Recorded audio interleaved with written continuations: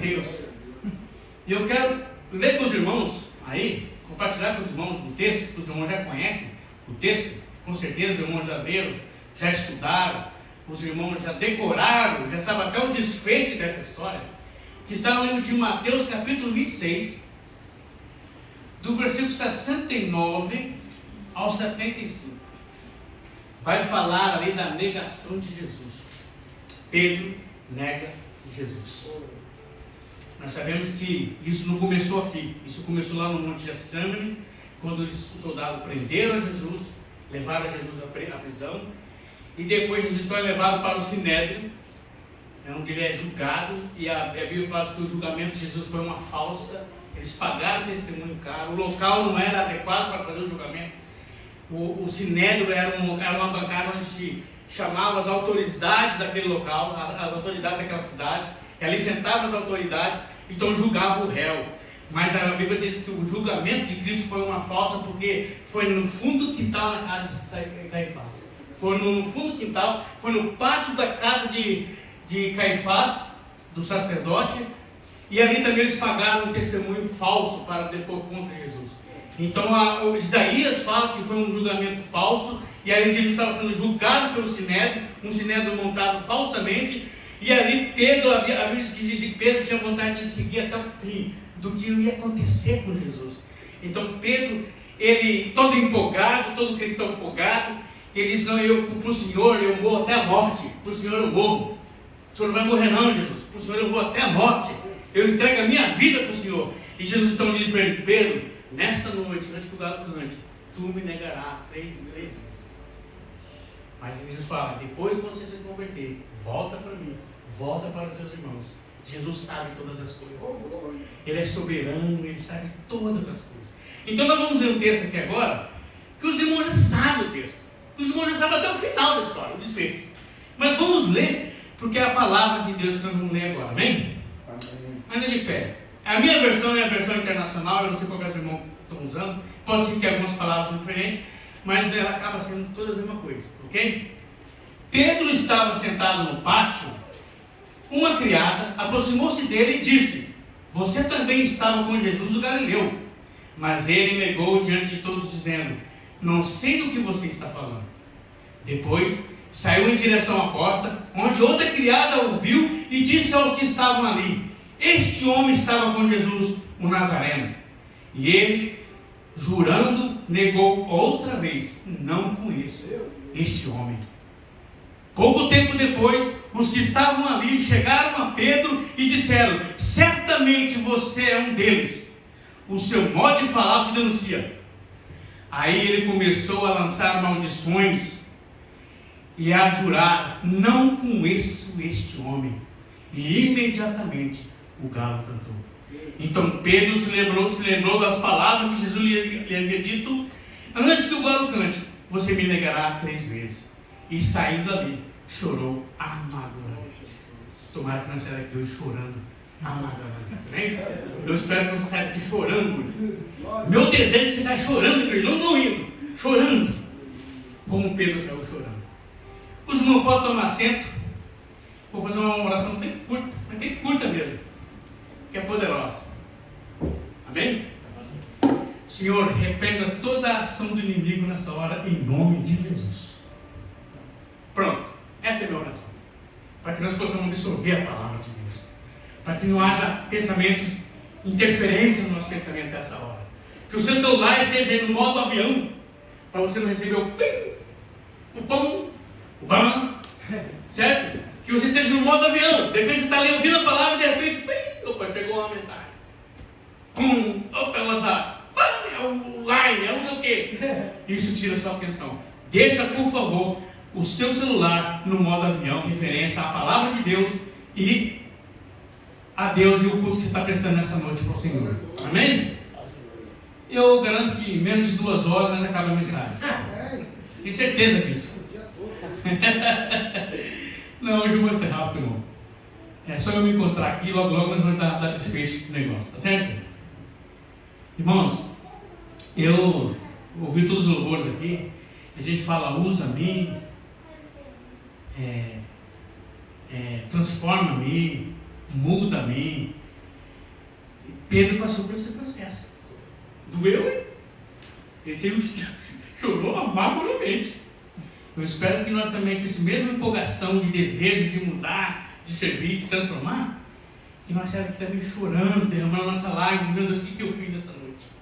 Mas antes de nós entrarmos no texto, diretamente no texto, que a minha mensagem vai ser uma mensagem expositiva, eu não vou caminhar para lá, para cá, eu vou ficar somente nesse texto, vou ficar preso aí, vai ser uma mensagem expositiva, você não precisa nem mudar a sua Bíblia, pode ficar por aí mesmo. E eu quero falar para vocês sobre, primeiro, 3 considerações que eu acho importante todo crente saber. 3 considerações que eu acho que é importante. Primeira coisa, a palavra de Deus. Isso que você tem na sua mão aí, chama Palavra de Deus.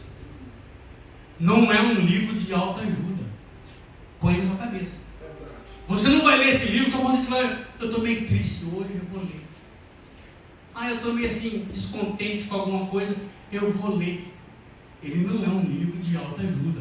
A palavra de Deus é a palavra de Deus e ponto final. E quando você lê a palavra de Deus, Deus está falando com você já. Você abriu a palavra de Deus, Deus já está falando com você. Eu não sei se é o que você queria ouvir, mas é a palavra de Deus. Então a primeira consideração, antes de nós entrarmos no texto de Mateus aqui, é considerar que isso aqui é a palavra de Deus. E que devemos temer diante da palavra de Deus. A segunda coisa que nós devemos considerar, o autor. Quem escreveu Mateus? O próprio Mateus. Um levítico, chamado de publicano. Ele era um homem inteligente. Ele trabalhava na coletoria de impostos. Imagina para você trabalhar num emprego desse. Tinha que ser muito inteligente. No concurso público. Ele era colecionador de impostos. Ele trabalhava para o governo romano.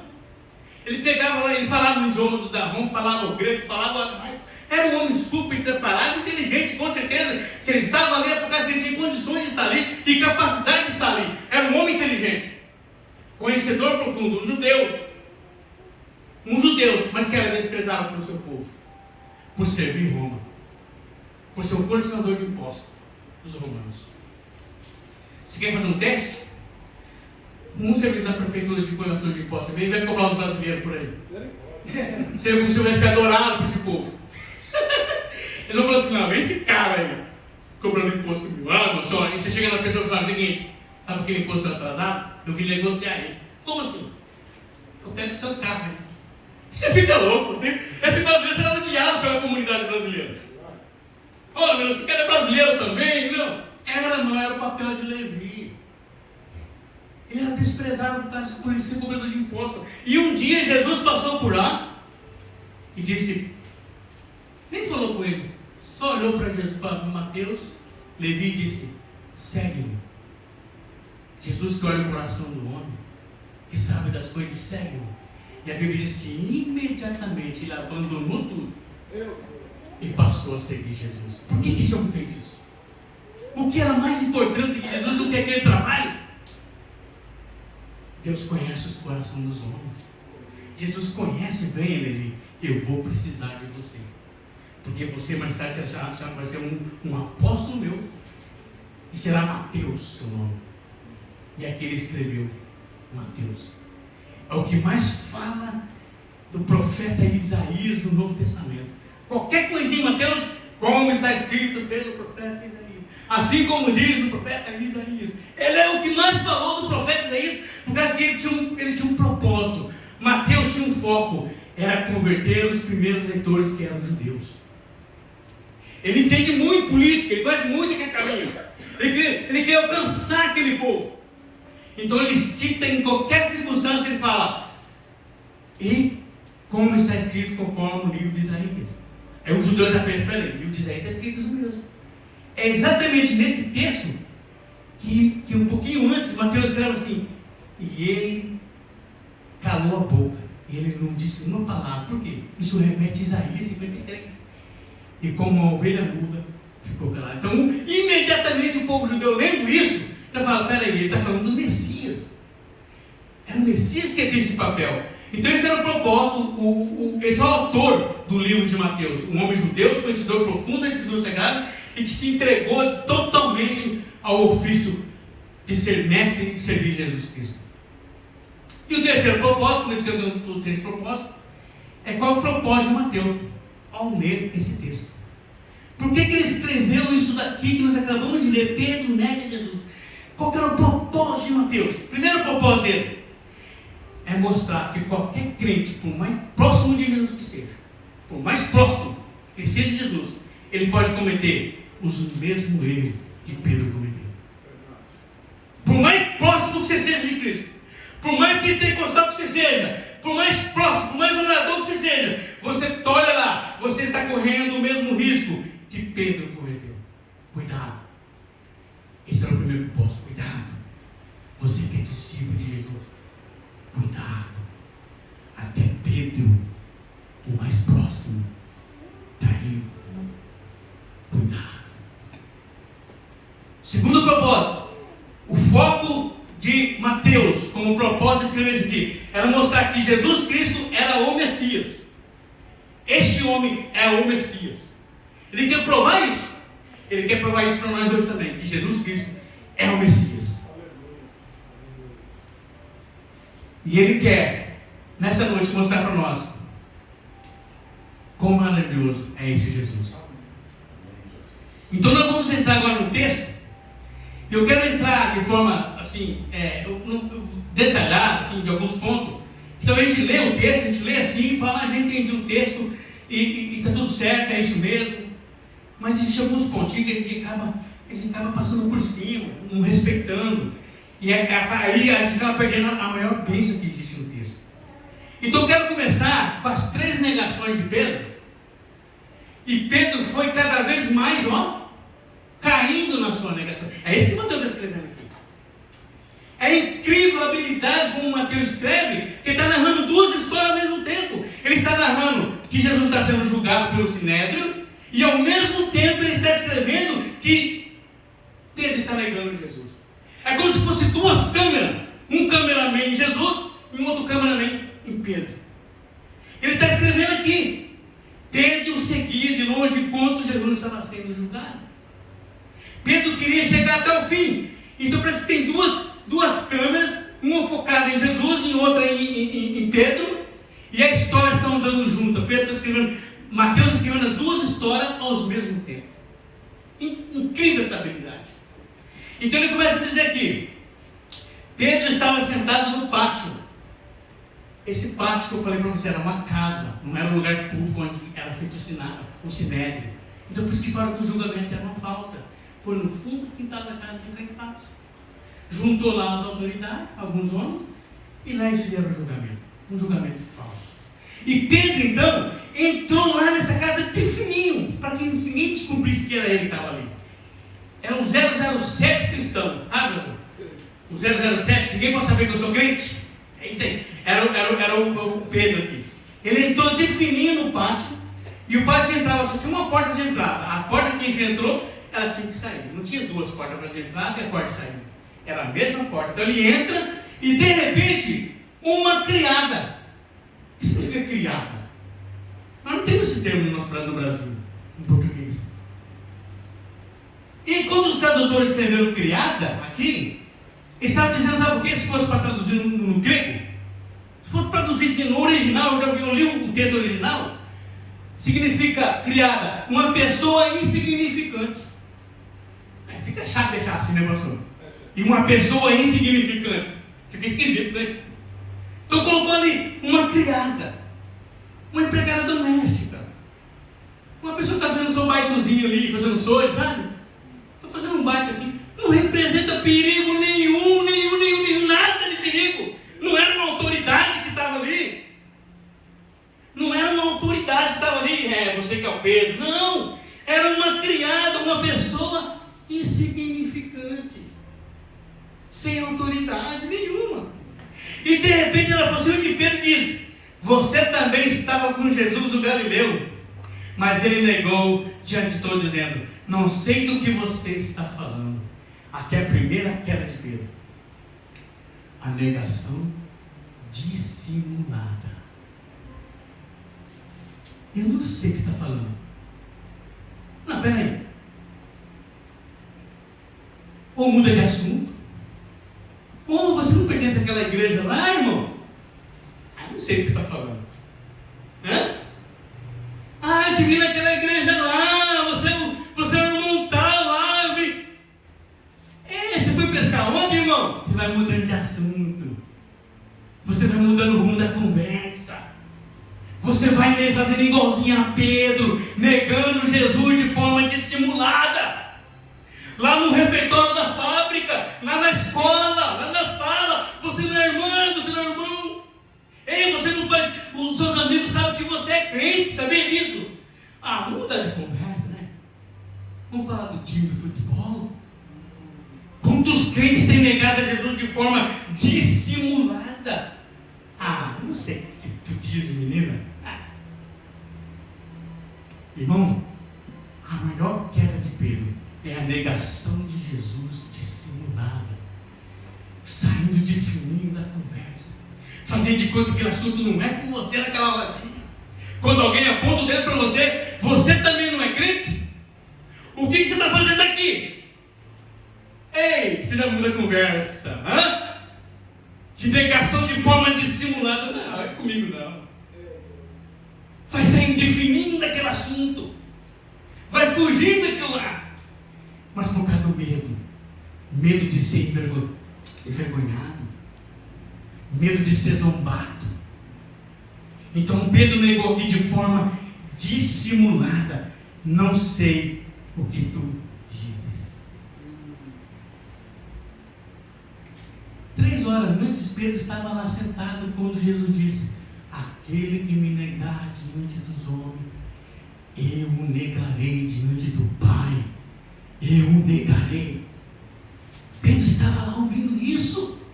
Quando Jesus disse: aquele que me negar diante dos homens, eu também o negarei no último dia e diante dos anjos do Pai. Pedro esqueceu disso. Simplesmente nós podemos cometer o mesmo erro, irmãos. Às vezes de forma dissimulada a gente acaba negando a Cristo. Por medo de ser envergonhado, medo de ser zombado, medo de alguém querer apontar o dedo para você e falar assim: mas você também é crente, deixa ele para lá. Não caia o mesmo erro em que Pedro caiu. Mas esse erro não fica só aqui. Pedro vai afundar mais. E de repente, continuando o texto, mas ele negou diante de todos, dizendo: não sei do que tu dizes. Depois, saiu em direção à porta, onde outra criada, é o ataque das criadas. Eita Deus! É o ataque das criadas, irmão. Depois saiu em direção à porta, que eu falei para você, que é a porta que ele entra, é a porta que ele vai sair. Depois saiu em direção, ele estava saindo de fininho. Ele estava ali, o negócio vai ficar feio do lado aqui. Ele estava saindo de fininho, e de repente, uma outra criada. Eita, ataque das criadas hoje, pastor. Mas só que essa criada aqui era mal educada. A menina meio grossa, essa menina aqui. Diferente da outra. Aproximou-se dele e disse: essa criada, mas ele negou, o 71, depois saiu em direção à porta, onde outra criada viu, e aí estava ali. Aí ele fala assim, ela aponta o dedo para Pedro, olha para aqueles homens que estão sentados ali e fala assim: este homem estava com Jesus. Ela é mal criada. Este homem, ela não fala para Pedro, ela aponta o dedo para Pedro, fala para os homens que estavam sentados ali em sua frente e diz: este homem também estava com Jesus, o Nazareno. E qual foi a reação de Pedro? Qual foi a reação de Pedro depois dessa declaração? Negou. E ele, jurando, negou outra vez. Mas está acontecendo algo muito sério. Que é nesses pontos que eu quero olhar com vocês. Quando aquela mulher disse: este homem também estava com Jesus, o Nazareno. Pedro acabou de ouvir, saindo da boca daquela criada, uma profecia de Isaías que diria: e ele será chamado de o Nazareno. Quando Pedro ouviu aquilo, aquela menina dizendo, ele estava com Jesus, o Nazareno, Pedro ouviu, acabou de se cumprir uma profeta do livro de Isaías que diria, e ele será chamado de o Nazareno. E o que Pedro fez com essa profecia? O que Pedro fez com essa palavra que foi cumprida ali literalmente diante dos olhos deles? Ele negou outra vez dizendo, não conheço este homem. Essa é a negação. Essa é a negação que eu falo para vocês. É a negação com um juramento falso. Quantas vezes você ouviu o pastor pregar aqui a palavra de Deus e você negou ela lá fora? Quantas vezes você já ouviu a palavra de Deus sendo pregada nesse púlpito, falada pela boca de um homem de Deus, e lá fora a palavra se cumprindo na sua vida, mas o que é que você fez com essa palavra? Ou é o que muitos crentes fazem com essa palavra? E ele negou outra vez. Deus falou com você. Deus usou a palavra para falar com você, para te orientar, para te direcionar, para te dar caminho, mas é o que você fez com a palavra de Deus? O negou outra vez. É a negação com falso juramento. Lá no capítulo 2 de Mateus está dizendo, e foi habitar numa cidade chamada Nazaré, para que se cumprisse o que foi dito pelo profeta Isaías, e ele será chamado de o Nazareno. Quando Pedro ouviu aquela criada dizer, quando Pedro ouviu aquelas palavras assim da boca daquela criada, ele estava com Jesus, o Nazareno. Ele tinha que se ajoelhar, se quebrantar, bem que o profeta Isaías disse, e ele será chamado de o Nazareno. E Jesus olhando para Pedro em todas as suas ações. Pedro nega Jesus com juramento falso, negando seus próprios conceitos, negando aquilo que realmente você crê. Você crê que Jesus Cristo ressuscitou dos mortos, você crê que Ele vai voltar, você crê que Jesus Ele vai trazer a vitória para o seu povo, você crê na igreja do Senhor Jesus, mas lá fora você nega. É verdade. O Nazareno. Foi exatamente o que Pedro fez. Ele pisou nas profecias. Por mais próximo que o discípulo pode estar de Jesus, Mateus aqui não é dele. Cuidado. Cuidado. Você, eu, podemos cometer o mesmo erro que Pedro cometeu. Ele negou de forma dissimulada. Eita, não é comigo esse assunto aqui não. Esse assunto não é comigo não. Agora Pedro negou com um juramento falso. Eu não conheço este homem. É quando você olhar no espelho e dizer, eu não sou crente. Já pensou? Você olhar no espelho e dizer, eu não sou. Você falando contra os seus próprios conceitos, que você acredita. Irmãos, a gente pode sofrer zombaria lá fora. A gente pode sofrer insultos. Pode falar o que quiser de mim, de nós, de todos, mas nunca nós podemos negar a nossa fé. Negar aquilo que realmente você acredita. E defender e morrer por elas. E não fazer igual Pedro, que talvez com medo de ser zombado, ele disse, não conheço esse homem. Mas Pedro, ele está cada vez pior. Ele está aprofundando cada vez mais. Ele negou de forma dissimulada. Agora ele negou com juramento falso. E agora, irmãos, para aprofundar, ele nega com maldição.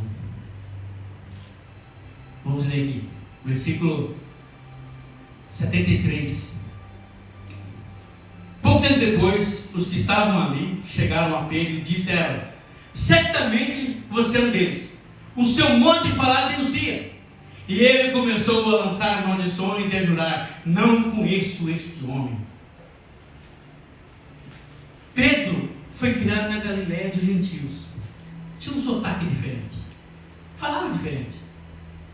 Eles estavam em Jerusalém, no norte. E o povo do norte fala diferente do povo central. É igual ao Brasil. Se tem alguém aqui nordestino, na hora que ele abre a boca, você fala, esse cara é do norte. E aí, um dia eu estava conversando com um nordestino que estava perreado. Eu não sei o que é perreado, mas ele falou, estou perreado. Não sei lá que é perreado. Mas é o que ele falou, eu estou meio pirrado hoje. Até entender que pirrado não é coisa boa, né? Não está muito bom, não está sentindo muito bem. Uma vez no Brasil, fui parado por um carro lá e um gaúcho parou o carro e falou assim para mim. Eu estava esperando um ônibus assim. Ei, tchê, eu estou em busca de um jiriqueiro. Eu falei, o que é jiriqueiro? Eu nunca vi essas coisas no Paraná. Eu falei, senhor, não entendi o que ele está falando. Jiriqueiro, a gente trabalha com máquina de agricultura. Você está falando do trator? É o trator. Ah, é o trator. Aqui é tratorista. Aqui não é jiriqueiro. O jiriqueiro é que dirige o jirico, não. Aqui é o tratorista, é o que trabalha com o trator. E na hora eu percebi que aquele homem é diferente. Mas esse homem não é daqui do Paraná, não. Então, quando Pedro, com aquelas poucas palavras que saíram da boca de Pedro, logo aquele grupo de pessoas perceberam: este homem certamente não é daqui, porque o seu modo de falar te condena. Você vem de lá, de quem vem da Galiléia. Rapaz, o seu modo, não adianta ficar com esse discursinho não, que o seu jeito de falar te condena. Você também é um deles. Você também é um deles. Você também é um deles. E de repente, ele começou a lançar maldições e a lançar pragas. Eu não conheço esse homem. Esse é o ápice da história. Mas não sei quem tem essa tradução, eu não sei se o irmão tem a tradução, que Mateus usou uma palavra assim, então. Não sei se na sua palavra está dito isso. No versículo 35. Qual versão está escrito então? Porque a minha não fala então. A minha fala depois disso. Versículo 74. O que fala? O então? Então começou a praguejar. Isso. Esse então é muito importante a gente parar nele, porque esse é o ápice da história. Pedro vem negando Jesus de forma dissimulada, de juramento falso. Aí Mateus escreve então. Esse então é que chegou no ápice da história. É igual a história quando a nossa mãe contava a história do lobisomem, no tempo de Quaresma. Aquele homem entrava no mato, e quando era meia-noite, a molecada já acorda desse tamanho, né? Aí então, esse então é um entãozão, aqui também de Mateus. Então, ele começou a lançar praga. Esse então dá ênfase no ponto que ele chegou. Então, ele começou. Então, ele começou a lançar maldições sobre Jesus. Ele chegou no ápice da história. Ele chegou no lugar mais profundo, mais baixo que um crente pode chegar. Você nega de forma dissimulada, com juramento falso, e agora você lança maldições, que significa: nessa igreja eu não piso mais. Quero mais saber de Bíblia. Ó, esse negócio de crente. Pastor? Me fala de pastor, pelo amor de Deus. O cara começa a lançar praga e maldições. Ele sai da igreja igual Pedro, com o coração raivoso, cheio de ódio. Não quero saber de Bíblia, não quero saber de pastor, não quero saber de igreja, não quero saber de nada mais. Não quero saber mais de nada. E lança maldições até na sua própria vida. Quanto tempo, meu Deus? Meu Deus. Quantos crentes aí fora, irmãos? Quantos crentes aí fora estão com esse coração doente, com essa vida espiritual enferma?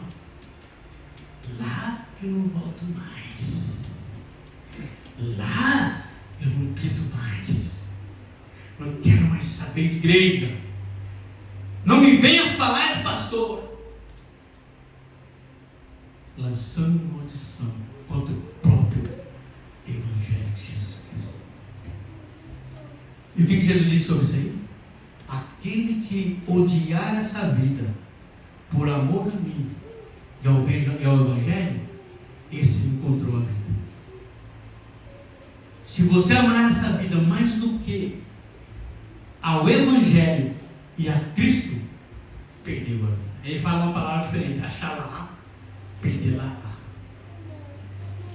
O maior ídolos que nós criamos no nosso coração é esse mundo lá fora. Quando você sai daquela porta lá fora, ali tem um ídolo te esperando, que é a sua própria vida.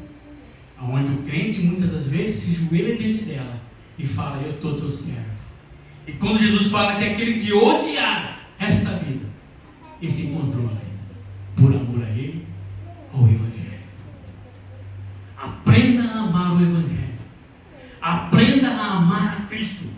Aprenda a viver para Cristo, que aí você encontrou a vida. Pedro lança maldição sobre Jesus. Aí ele começou a lançar maldições e a jurar: não conheço este homem. E imediatamente o galo cantou. Eu li alguns episódios sobre esse. Aí o galo cantou. E eu descobri que um escritor, ele narra que depois desse episódio, Pedro teve uma depressão. Ele não podia ouvir um galo cantar.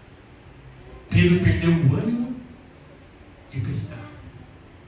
Pedro não queria ser visitado por nenhum dos apóstolos mais. Me deixa eu em paz.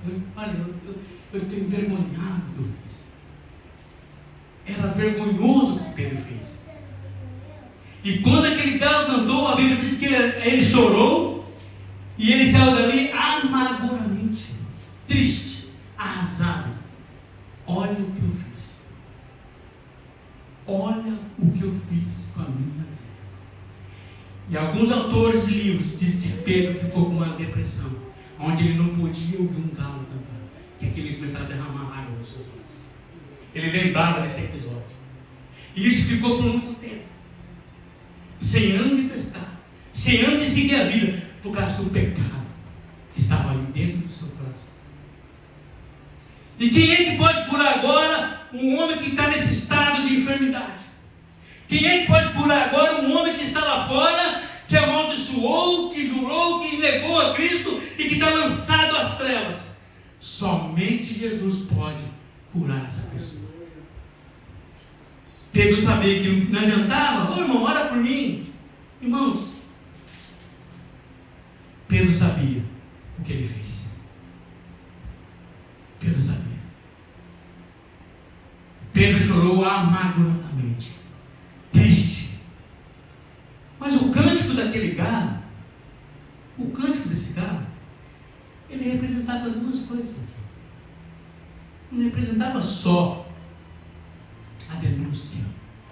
Quando aquele galo cantou, ele denunciou o pecado de Pedro. Quando Pedro acabou de negar a Cristo, imediatamente o galo cantou. Jesus olhou para Pedro. E Jesus olha para Pedro sem dizer uma palavra, mas os olhos de Jesus, os olhos de Cristo, já diz tudo. Olha o que você fez, Pedro. Olha o que você fez. Somente o olhar de Cristo foi suficiente para Pedro sair de lá arrasado, envergonhado, triste, destruído por dentro, se culpando de tudo que ele fez. E ele saiu dali para a sua vida.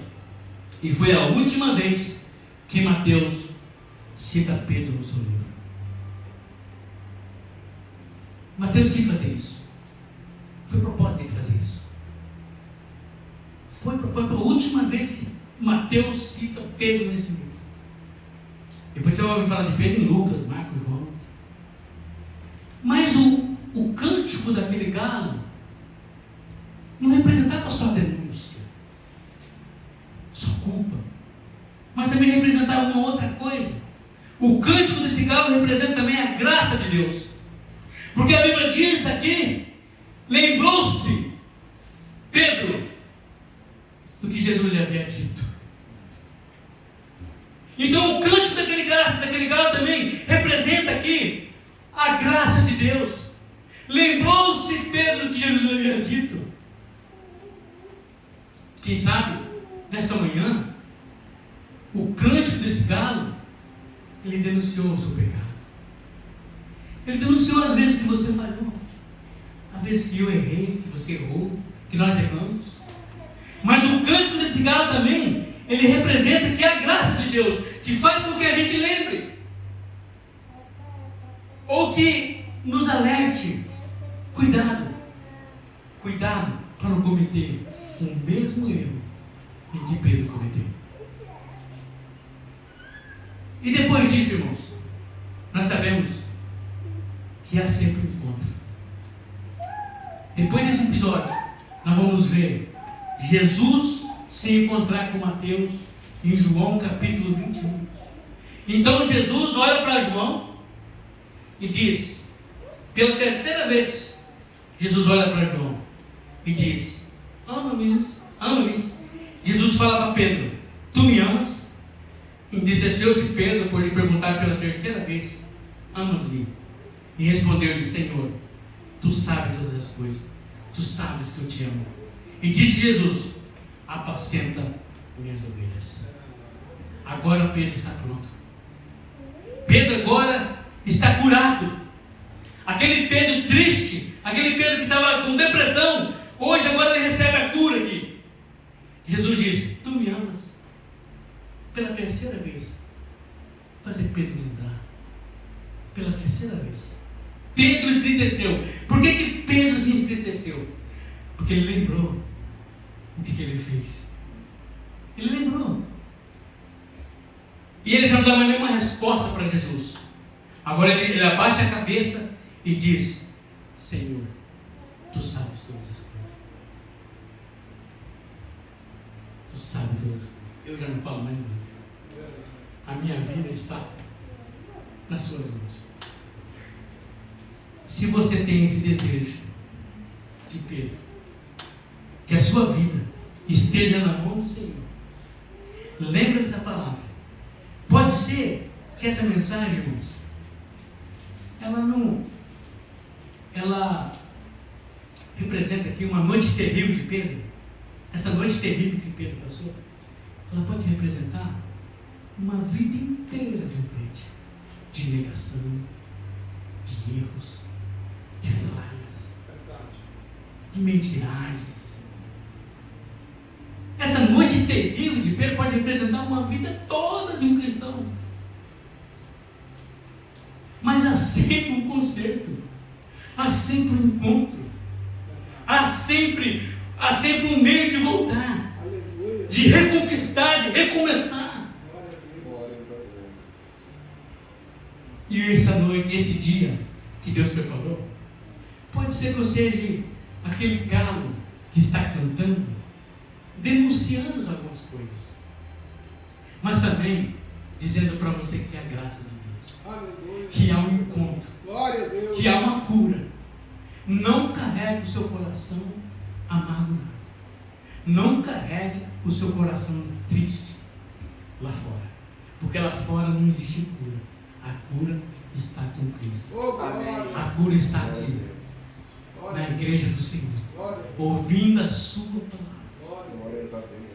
Irmãos, eu não vou prolongar mais. Eu quero que vocês coloquem de pé. O recado foi simples. Deus deu um recado simples. Foi uma mensagem rápida, simples, e que com certeza os irmãos entenderam a mensagem. Pedro está nos alertando como discípulo de Jesus. Cuidado para não cair no mesmo erro em que Pedro cometeu. Pedro está te alertando que por mais próximo de Cristo que você seja, você pode cometer os mesmos erros em que Pedro cometeu. A negação dissimulada, a negação com juramento falso, a negação com maldição. Lembra? Há sempre um encontro depois disso tudo. Jesus quer encontrar com você. Deus abençoe. Entregue a sua vida a Ele e deixe Ele fazer a obra na sua vida, meu irmão. Em nome de Jesus. Vamos orar a Deus.